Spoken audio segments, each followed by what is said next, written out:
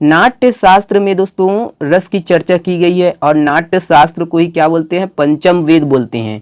ठीक है, याद रखिएगा। और भरत मुनि ने आपका जो है रस के जो प्रकार कितने बताए हैं, 8 प्रकार के बताए गए हैं। ठीक है,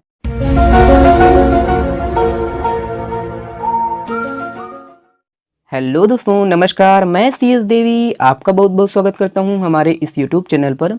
आज हम दोस्तों व्यापम के द्वारा पटवारी तथा छात्रावास अधीक्षक में पूछे गए पूर्व के हिंदी के प्रश्नों को देखेंगे। साथ में दोस्तों उन प्रश्नों से संबंधित कुछ महत्वपूर्ण प्रश्न और उससे संबंधित कुछ और भी जानकारियां हैं उसको भी देखेंगे, जो कि एग्जाम की दृष्टिकोण से काफ़ी इंपॉर्टेंट है। और दोस्तों ये वीडियो खासकर आगामी आने वाले दोस्तों जो पटवारी भर्ती परीक्षा है, छात्रावास अधीक्षक है, उसको ध्यान में रखकर बनाया जा रहा है और प्रश्नों के उत्तर को लेने में बहुत ही सावधानी बरता गया है दोस्तों। फिर भी अगर त्रुटि होने की स्थिति में आप जो है मूल स्रोत को ही सही मानेंगे। चलिए दोस्तों शुरुआत करते हैं आज का जो है MCQ सेशन को। और हाँ दोस्तों, वीडियो अगर आपको अच्छा लगता है तो प्लीज वीडियो को शेयर जरूर किया कीजिए।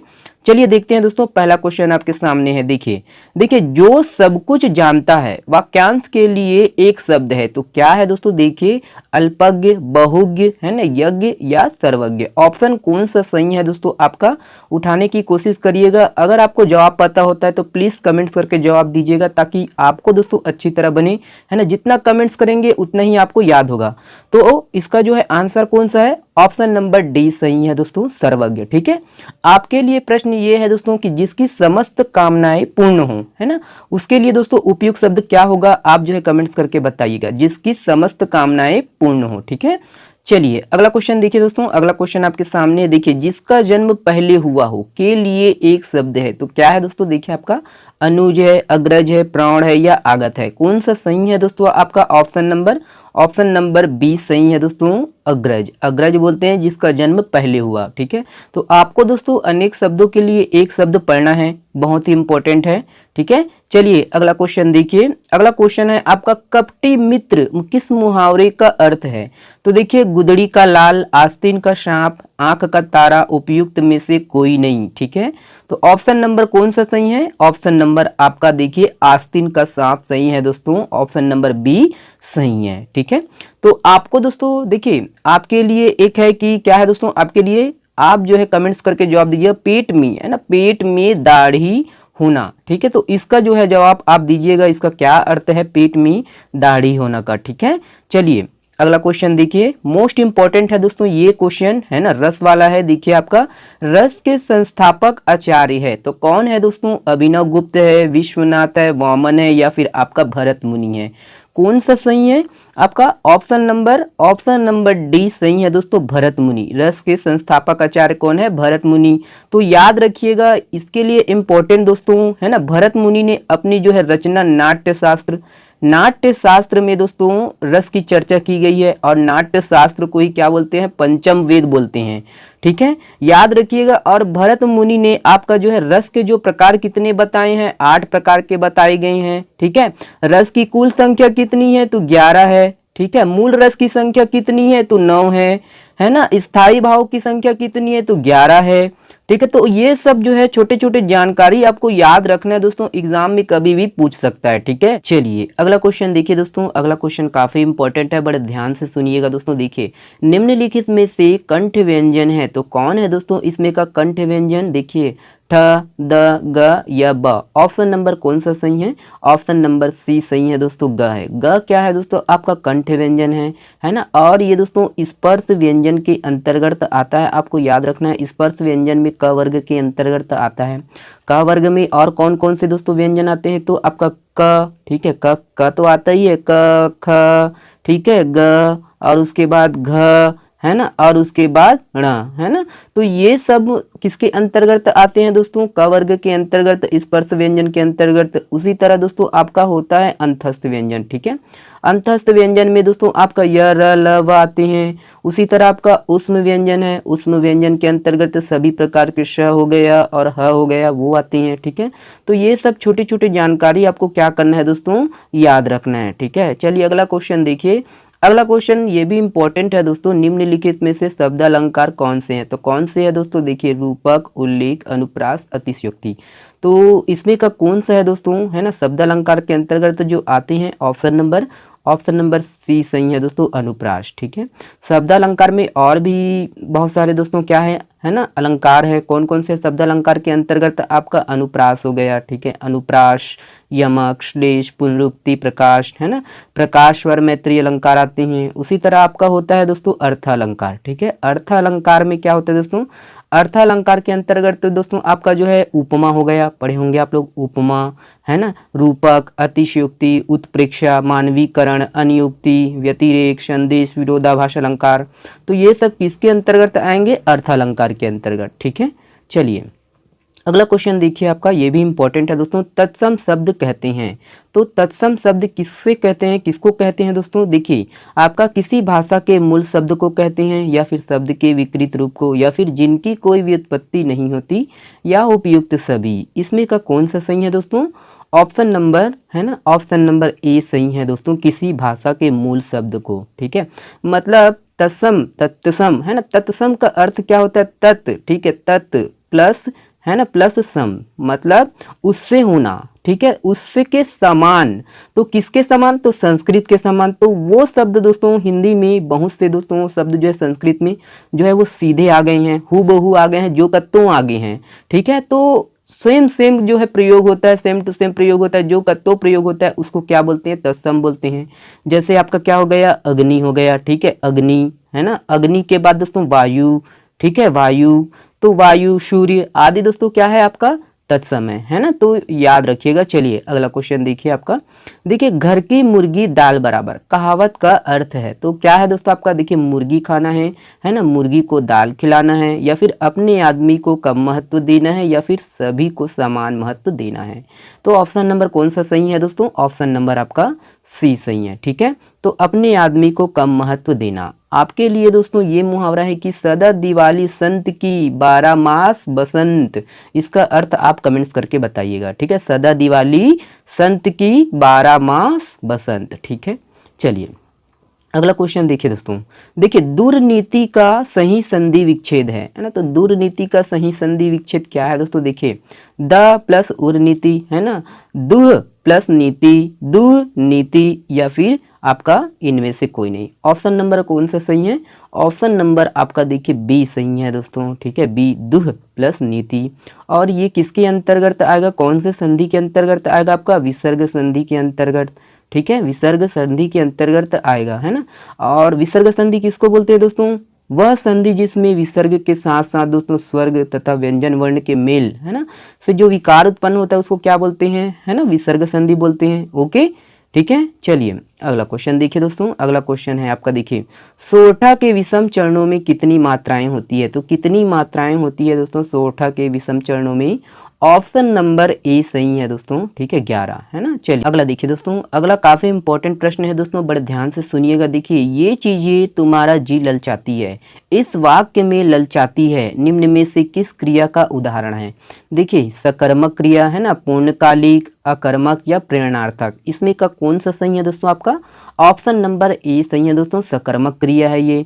अब देखिए दोस्तों क्या है कि कर्म, जाति तथा रचना के आधार पर क्रिया के दो भेद हैं, है ना। एक होता है सकर्मक क्रिया होता है, और एक होता है अकर्मक क्रिया। ठीक है, सकर्मक क्रिया किसको बोलते हैं, जब क्रिया दोस्तों कर्म के साथ आती है ना, कर्म के साथ जब क्रिया आती है तो उसे क्या बोलते हैं दोस्तों, सकर्मक क्रिया बोलते हैं। अब यहाँ पर क्या है दोस्तों, देखिए यहाँ पर कर्ता तुम्हारा है। ठीक है, जो कर्ता है वो तुम्हारा है, याद रखिएगा। चीजें क्या है दोस्तों, चीजें ये है आपका क्या है, कर्म है। और दोस्तों ललचाती है, ठीक है, तो ललचाती है ये क्या हो गया, आपका क्रिया हो गया। ठीक है, तो इस प्रकार ये क्या हुआ दोस्तों, सकर्मक क्रिया हो गया। ठीक है, तो आपको याद रखना है सब चीज को। चलिए अगला देखिए दोस्तों, अगला है आपका, निम्नलिखित में से यण संधि का उदाहरण कौन सा है। तो यण संधि का उदाहरण कौन सा है दोस्तों, देखिए आपका महा प्लस औदर्य महोदर्य, है ना, महा प्लस उत्सव महोत्सव, या फिर मनु प्लस अंतर मनवंतर, वधु प्लस उत्सव वधुत्सव। ठीक है। तो इसमें का कौन सा सही है दोस्तों, है ना। यण संधि कौन सा है आपका, उदाहरण ऑप्शन नंबर देखिए सी सही है, ठीक है। मनु प्लस अंतर मनवंतर, याद रखिएगा। और यण संधि दोस्तों किसका प्रकार है आपका, स्वर संधि का प्रकार है, याद रखिएगा। स्वर संधि 5 प्रकार के होते हैं, दीर्घ स्वर संधि, है ना, गुण स्वर संधि, वृद्धि स्वर संधि, यण स्वर संधि, है ना, आयादी स्वर संधि, ठीक है। तो इन सबको आपको याद रखना है। चलिए अगला क्वेश्चन देखिए, निम्नलिखित में से कौन सा वाक्य शुद्ध है। देखिए कौन सा वाक्य शुद्ध है। इतने में क्या देखते हैं कि सामने नंगी तलवार लिए वह खड़ा है, वह अनेक वर्षों से वहां पढ़ाता था। तुम्हारे पिताजी को, है ना, आने दो तो तुम्हें मैं मजा चखाता हूँ। तो ये भी सही है, ये भी सही है, ठीक है। मतलब ये सभी सही है दोस्तों, ठीक है। ऑप्शन नंबर डी सही है, उपयुक्त सभी सही है। अगला देखते हैं, काफी इंपॉर्टेंट है दोस्तों ये वाला प्रश्न सर्वनाम के लिए, तो आपको पढ़ना है। देखिए दोस्तों, शास्त्रों की बात में कविता का दखल समझना यह भी धर्म के विरुद्ध है। इस वाक्य में यह किस प्रकार का सर्वनाम है। तो किस प्रकार का सर्वनाम है, देखिए आपका ऑप्शन निजवाचक सर्वनाम, निश्चयवाचक सर्वनाम, संबंधवाचक सर्वनाम या फिर अनिश्चयवाचक सर्वनाम। ऑप्शन से उठाने की कोशिश करिएगा। ऑप्शन नंबर आपका बी सही है दोस्तों, है ना, निश्चयवाचक सर्वनाम है। इसे दोस्तों याद रखिएगा, आपका संकेतवाचक सर्वनाम भी बोलते हैं, है ना। तो वह सर्वनाम दोस्तों जो संज्ञा के स्थान पर किसी वस्तु, है ना, या व्यक्ति के जो निश्चितता है उसका बोध करवाते हैं, उसको क्या बोलते हैं, आपका निश्चयवाचक सर्वनाम बोलते हैं। और इसी सर्वनाम में आप याद रखिएगा, समीप की वस्तु के लिए यह, ये, इन्हें, इनका, और दूर की वस्तु के लिए दोस्तों वह, वे, उनका, है ना। तो ये सब सर्वनाम का उपयोग किया जाता है, आपको याद रखना है। चलिए अगला क्वेश्चन देखिए दोस्तों, देखिए बाह्य प्रयत्न के आधार पर वर्णों के मुख्यतः कितने भेद हैं दोस्तों। देखिए 2 है, 3 है, 4 है, या फिर आपका उपयुक्त में से कोई नहीं। ऑप्शन से उठाने की कोशिश करिएगा। ऑप्शन नंबर आपका कौन सा सही है, ऑप्शन नंबर ए सही है दोस्तों, 2, है ना। तो बाह्य प्रयत्न के आधार पर एक है आपका घोष, जिसे दोस्तों सघोष भी बोलते हैं, है ना, और एक होता है अघोष, दोनों में बांटा गया है, ठीक है। तो सघोष किसको बोलते हैं दोस्तों, सघोष ऐसे वर्ण दोस्तों जिसके उच्चारण में अपना स्वर तंत्र है उसमें क्या होता है, कंपन होता है, ठीक है, कंपन होता है, कंपन होता है, उसे क्या बोलते हैं दोस्तों, सघोष, ठीक है। तो जैसे आपका य र ल व ह, है ना, तो ये पूरे दोस्तों, और उसके साथ आपका पूरे स्वर और अंतस्थ व्यंजन के दोस्तों य र ल व, और उष्म व्यंजन के आपका क्या है ह, ये सभी किसके अंतर्गत आते हैं, सघोष के अंतर्गत, ठीक है। और अघोष, अघोष मतलब क्या होता है दोस्तों, जिसके उच्चारण में जो है हमारे जो स्वर तंत्र है इसमें कोई कंपन ना हो, है ना, कोई क्रिया प्रतिक्रिया ना हो, उसे क्या बोलते हैं, आपका अघोष बोलते हैं, ठीक है। तो ये सब फैक्ट आपको छोटे छोटे याद होना चाहिए, बनना चाहिए, ठीक। एग्जाम में कुछ भी पूछ देता है दोस्तों, ठीक है। चलिए अगला देखते हैं, अगला क्वेश्चन आपके सामने देखिए, निम्नलिखित में से कौन सा शब्द कंज, है ना, शब्द का पर्यायवाची शब्द नहीं है। तो कंज का पर्यायवाची शब्द नहीं है बोल रहा है दोस्तों, देखिए अमृत, है ना, ब्रह्मा, कमल, मदिरा, तो नहीं है दोस्तों, ये आपका है। अगर है रहता दोस्तों तो ये कमल होता कंज का, ठीक है। तो ये जो क्वेश्चन है दोस्तों व्यापम के द्वारा विलोपित कर दिया गया था, ठीक है। तो आप याद रखिएगा, है ना। तो देखिए आपको जवाब देना है दोस्तों मोक्ष, ठीक है। मोक्ष का दोस्तों पर्यायवाची आप बताइएगा कमेंट्स में, ठीक है। मोक्ष क्या है आपका, मोक्ष, ठीक है। चलिए अगला क्वेश्चन देखिए, अगला क्वेश्चन देखिए आपका, देखिए निम्नलिखित शब्दों में कौन सा शब्द हिंदी भाषा के शब्द भंडार में शामिल तद्भव शब्द है। तो तद्भव आ गया दोस्तों, देखिए वंश, बाघ, पंख या फिर टेस। तो ऑप्शन नंबर कौन सा सही है, तद्भव शब्द कौन सा है इसमें का, ऑप्शन नंबर आपका सी सही है दोस्तों, पंख, ठीक है।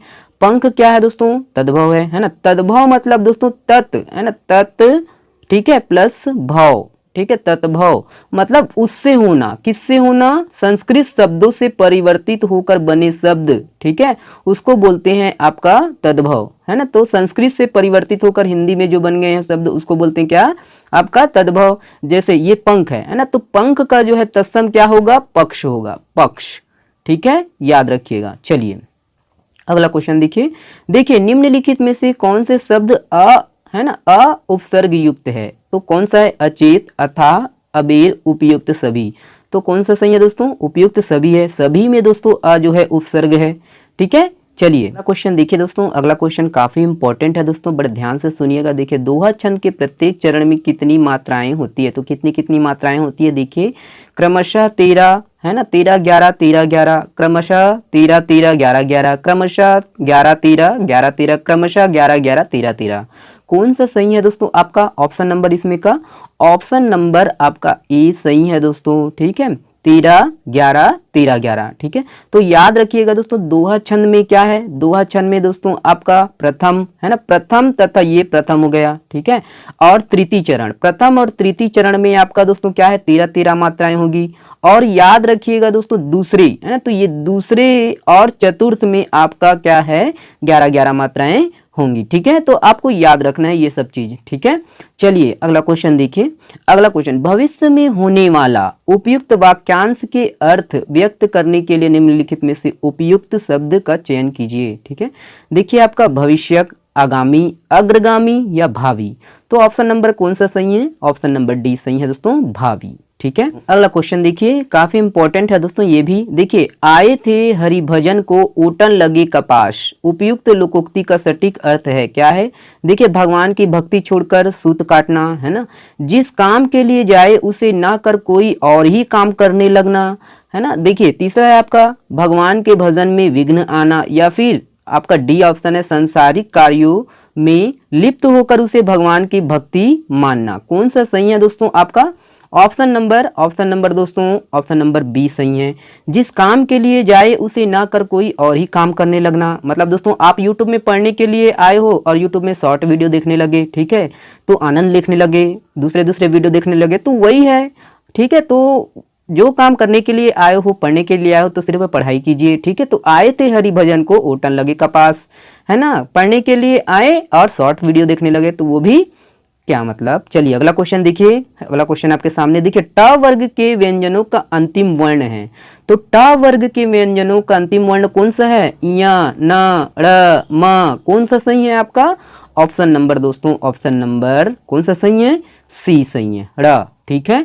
तो ट वर्ग के अंतर्गत कौन कौन से आते हैं? दो याद रखिएगा, आपका ट, ठीक है, ठ, है ना, ड, ढ और लास्ट में आपका णा, ठीक है। तो ये सबको आपको याद रखना है। चलिए अगला क्वेश्चन देखिए दोस्तों। अगला क्वेश्चन आपके सामने है, देखिए आपका स्त्रीलिंगवाची संज्ञा नदी को पुल्लिंग में परिवर्तित करने पर वह निम्नलिखित में से किस संज्ञा में परिवर्तित होगी, चिन्हित कीजिए। तो याद रखिएगा, देखिए कौन से संज्ञा में परिवर्तित होगी? नदिया, नद, नाला, सरिता। ऑप्शन नंबर कौन सा सही है? ऑप्शन नंबर बी सही है दोस्तों, नद, ठीक है। चलिए अगला क्वेश्चन देखिए, वेरी वेरी इंपॉर्टेंट है ये भी दोस्तों, देखिए बड़े ध्यान से सुनिएगा इसको भी, ये भी सर्वनाम ही वाला है। यह पुस्तक किसी विद्यार्थी को दे दीजिए, है ना। उपयुक्त वाक्य में यह और किसी शब्दों को वस्तुतः किस व्याकरणिक श्रेणी के अंतर्गत माना जाना चाहिए? तो आपका देखिए निश्चयवाचक सर्वनाम, अनिश्चयवाचक सर्वनाम, संबंधवाचक सर्वनाम या फिर आपका सर्वनामिक सर्वनाम। कौन सा सही है दोस्तों आपका? ऑप्शन नंबर देखिए बी सही है ना, अनिश्चयवाचक सर्वनाम, ठीक है। तो याद रखिएगा इसमें इंपॉर्टेंट है अनिश्चयवाचक सर्वनाम। तो इसमें दोस्तों जिन सर्वनाम शब्दों से किसी निश्चित वस्तु का बोध ना हो, मतलब वो दोस्तों अनिश्चित हो, उसे क्या बोलते हैं दोस्तों? अनिश्चयवाचक सर्वनाम बोलते हैं। जैसे दोस्तों आपका कोई, किसी, कुछ आदि। और इसमें याद रखिएगा, है ना, निश्चित नहीं है। जो विद्यार्थी है आपका वो निश्चित नहीं है भाई, किसी भी विद्यार्थी को दे दीजिए, वो निश्चित नहीं है ना। हो सकता है वो राम भी हो सकता है वो श्याम भी हो, ठीक है। तो इस प्रकार आपको याद रखना है, ठीक है, अनिश्चयवाचक सर्वनाम को। चलिए अगला क्वेश्चन देखिए आपका, देखिए निम्नलिखित में से अयादी स्वर संधि के उदाहरण को चिन्हित कीजिए। तो अयादी स्वर संधि इसमें का कौन सा है? देखिए यदि प्लस अपि, अद्यपि, है ना, पो प्लस अन, पवन, महा प्लस ऐश्वर्य, महेश्वर्य, जल प्लस उर्मी, जल उर्मी, ठीक है। तो कौन सा सही है आपका अयादी संधि? तो ऑप्शन नंबर बी सही है दोस्तों, पो प्लस अन, पवन, ठीक है। चलिए अगला क्वेश्चन देखिए आपका, देखिए गर्दभ, है ना, गर्दभ शब्द को उसकी व्युत्पत्ति के आधार पर किस श्रेणी में सम्मिलित किया जाएगा?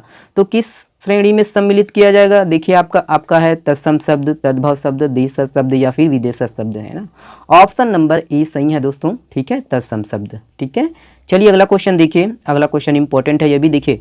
निम्नलिखित में से देशज शब्द के उदाहरण को चिन्हित कीजिए। तो देशज शब्द के उदाहरण कौन कौन से हैं? देखिए आपका, देखिए कौन है आपका, खटर पटर है या फिर गाय है या फिर लक्ष्मी है या फिर आपका मस्ती है। ठीक है, तो ऑप्शन नंबर कौन सा सही है? देशज शब्द, देशज शब्द है आपका खटर पटर, बोलते हैं ना गाड़ी खटर पटर है, तो ऑप्शन नंबर ए सही है दोस्तों, खटर पटर। तो देशज शब्द किसको बोलते हैं? तो ऐसे शब्द दोस्तों जो देश के अंदर पैदा हुआ उसे क्या बोलते हैं? देशज शब्द बोलते हैं। चलिए दोस्तों अगला क्वेश्चन देखिए, अगला क्वेश्चन इंपॉर्टेंट है, बहुत इंपॉर्टेंट है दोस्तों समास के लिए। देखिए एकाएक कौन सा समास है? तो कर्मधारय, तत्पुरुष, अव्ययी भाव या फिर आपका द्वंद्व, कौन सा समास है इसमें? आपका ऑप्शन नंबर सी सही है दोस्तों, अव्ययी भाव, याद रखिएगा।